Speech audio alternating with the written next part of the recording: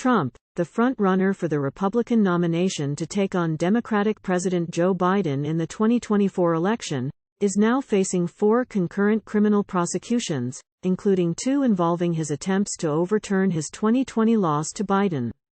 U.S. envoy for Japan Rahm Emanuel takes the spotlight with snarky China tweets when a Reuters reporter asked a U.S. State Department spokesperson this week about a sarcastic social media post by the U.S. ambassador to Japan concerning China's missing defense minister. The reply was appropriately diplomatic. Following is a summary of current U.S. domestic news briefs.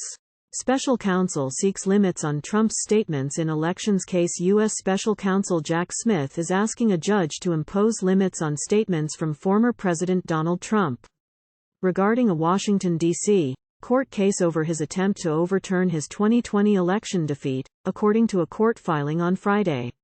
The defendant has an established practice of issuing inflammatory public statements targeted at individuals or institutions that present an obstacle or challenge to him, Smith said in a filing in U.S. District Court asking Judge Tanya Chutkan to impose some narrow limits on Trump's statements outside of court.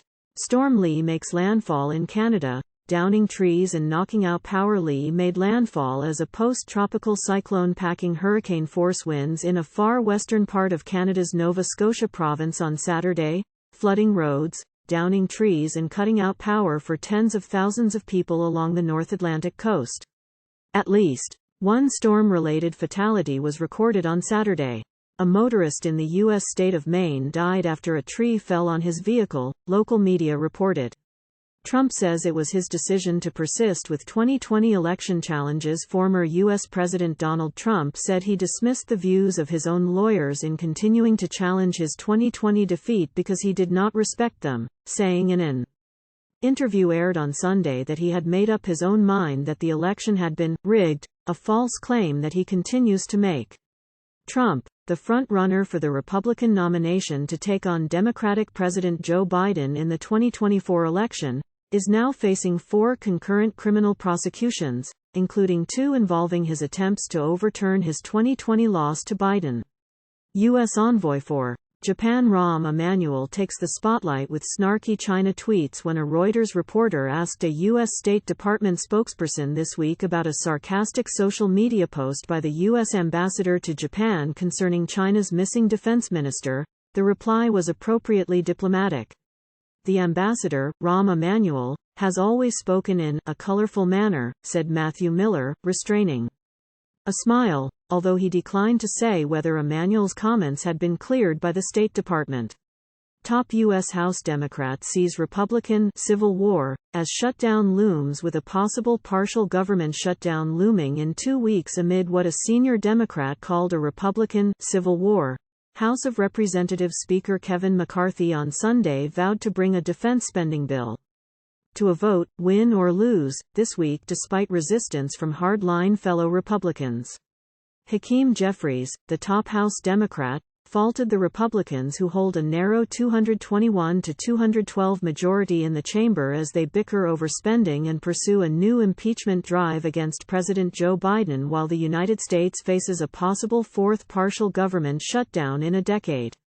Texas Senate acquits A.G. Paxton in impeachment trial, keeps him in office. The Texas Senate on Saturday acquitted Attorney General Ken Paxton on all 16 articles of impeachment he faced before that body, allowing the conservative firebrand to keep his state office. Paxton, a Republican, has been dogged by corruption allegations since taking office in 2014. He still faces a state trial on securities fraud and is under investigation by the FBI. Climate protesters in New York and across the globe send message to United Nations. Thousands of protesters kicked off Climate Week and filled the streets of Midtown Manhattan on Sunday ahead of the UN General Assembly this week, calling for President Joe Biden and world leaders to end fossil fuel use. With parades, concerts, and banging drums, some of the 15,000 expected waved signs that read, "End fossil fuel use," and "Fossil fuels kill," and "Declare a climate emergency."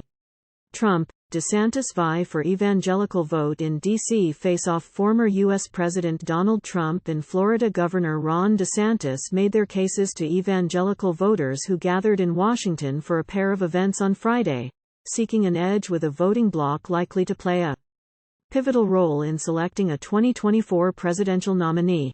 The pressure was all on DeSantis, who trails Trump in the Republican presidential primary by nearly 40 percentage points in most opinion polls, including among evangelical voters.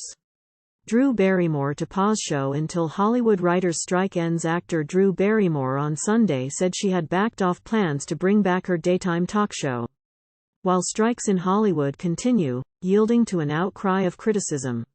The proposed return of The Drew Barrymore Show drew picketers from the striking writers and actors unions as taping resumed last week. UAW strike against Detroit 3 automakers enters third day. The United Auto Workers strike against the Detroit 3 automakers entered its third day on Sunday with no immediate resolution on the horizon. Union negotiators and representatives of General Motors, Ford and Stellantis were set to resume talks starting Sunday, following the start of the most ambitious U.S. industrial labor action in decades. This is the first time the UAW has gone on strike against all three automakers simultaneously. This story has not been edited by DevDiscourse staff and is auto-generated from a syndicated feed.